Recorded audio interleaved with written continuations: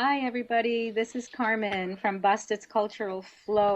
Thank you so much for listening in today. Thank you so much for the support and supporting me with these amazing people, entrepreneurs, artists, singers, dancers.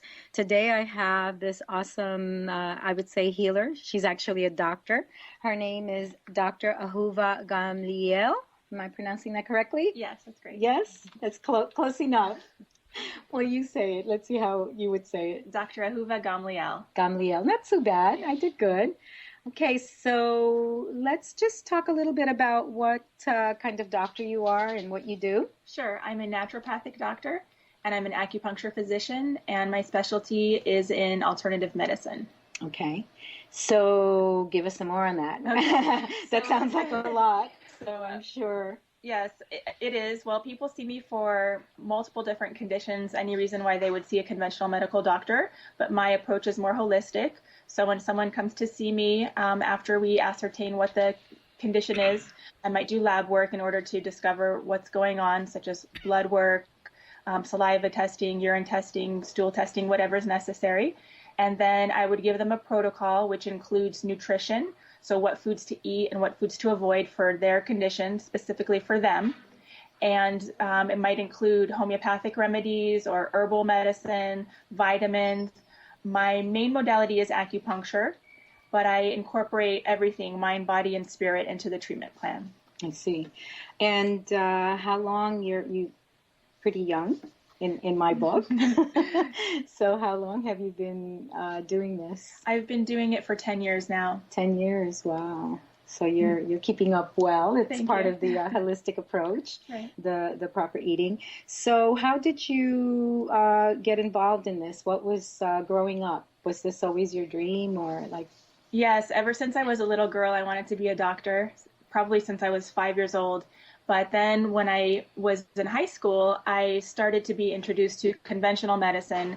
I worked as a phlebotomist in a clinic, as well as I worked in a convalescent home, and I was a nurse's assistant in an intensive care unit. And slowly, when I saw what was going on in conventional medicine, I became turned off. It seemed cold and callous. The doctors spent very little time with their patients, and I saw all of the side effects from the medications. And I really didn't like, that approach. And I really didn't know of anything different. My parents were not so aware of alternative medicine, so I never had exposure to that as a child.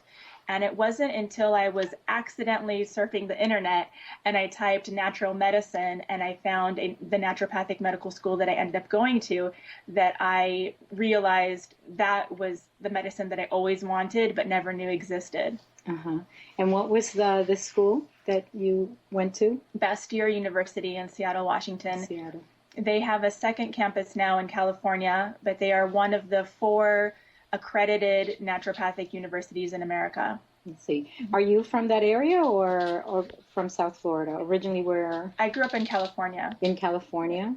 And your background is? I was born in Israel. In Israel. So you were actually born in Israel. Yes. How old were you when you came to the U.S.? My parents moved to California when I was about a year and a half old. So you're a baby. Yeah, my dad got a job. So. Yeah. Do you go back to Israel at times? Yes, we were just there. I think it was September, October. Was there with my daughter. Uh-huh. Yeah. Okay. So you said you were volunteering and as a teenager, so you started this love of medicine very young. You mentioned something that I've a phlebotomy. I drew blood. My grandmother. I'm like, what is that? Yeah, can't even pronounce it. Yeah, my grandmother was a nurse, a conventional nurse, and she worked at a cardiovascular doctor's office. And so when I was in high school, she taught me how to draw blood. Oh, yippee. Ooh. Yes. So then I worked in undergrad. I worked as a phlebotomist in the lab in my undergraduate college, which was UC Santa Cruz. While everybody else is at McDonald's, you're doing blood. Pretty interesting. Yeah. So this is definitely, your path. And so after you graduated from college, what has been the journey so far? So, like I said before, I didn't know about holistic medicine So I didn't apply to naturopathic or acupuncture school right after. I just kind of spent a little time trying to find what my next step would be. I knew that I was more educated and further, my education, but I didn't know. So I moved to St. Thomas, the U.S. Virgin Islands, for a year to find myself. And I took some business classes at the University of the Virgin Islands in St. Thomas. I took micro and macroeconomics and accounting and some internet courses, computer classes. And then that's when I was accidentally surfing the web and I found the naturopathic medical school, and then I came back to the States. So you're an accidental web surfer. Yeah. Yeah. So that's, so in between high school, you did a little bit of business and then got into the natural medicine? It was actually after undergrad. I had already completed my bachelor's degree in psychobiology. I was pre-med and I had a double degree. I finished in 3 years and I got the Student Service Award because I did a lot of volunteering and a lot of outreach with the students. I thought about biotechnology as a potential career option, and I didn't want to just go to a school and then it not being the right fit. So that's when I moved to St. Thomas for a year to find yourself in the business courses. Yes. And how do you find how does these business courses incorporate into your life today?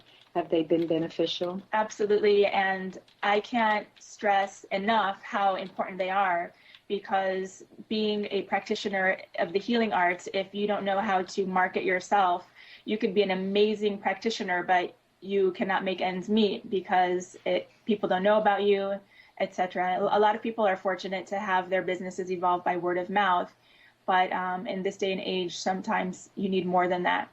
Our word of mouth today is being taken over by the internet, you know? I mean, that's where the social media, internet radio, we have listeners all over the world that, enjoy, learning about all the different lifestyles and culture and entrepreneurs and musicians, so, and for me, I love it as well, because that's my dream is to support all the various art forms and the artists and the entrepreneurs, and it gives a voice to our community so that they can see, all the incredible people that are around.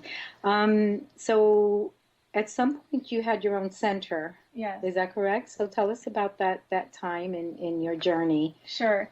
So when I finished graduate school, I actually had an amazing opportunity.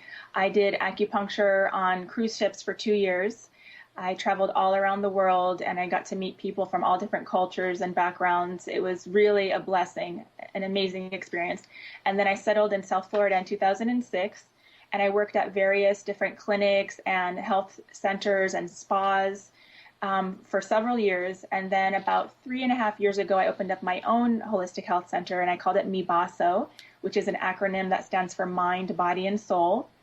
And I'm currently in the process of shifting from private practice to corporate wellness, because I want to reach more people. And what I'm finding is, since a lot of people have 9-to-5 types of jobs, they can't go for acupuncture or holistic healing services in the middle of the day. Not everyone is able to take a lunch break. So I'm in the process of bringing my services on site to corporations so that I can help them with nutrition and acupuncture and meditation and wellness services, so that they don't have to come to me, I come to them.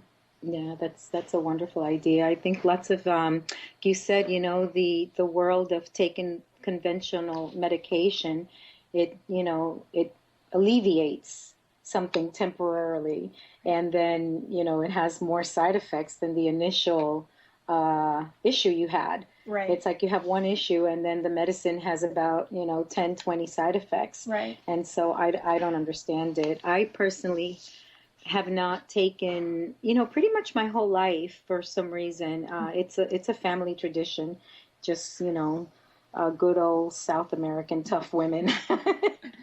And in my family, people just never took medication. My mother passed away 3 years ago with cancer, and she refused to take medication.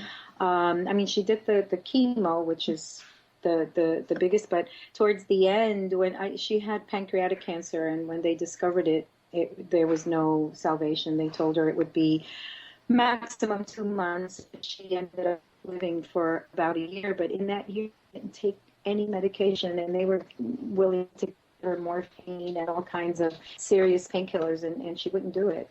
And so it's kind of like this it's ingrained, and I haven't taken even an aspirin in over 20 years. And, I stay quite healthy. Right. I do the acupuncture with you, and I love it. I just started. I've done before for ailments. When I had knee problems, I went for acupuncture a couple of times, and it went away. So it really served me well.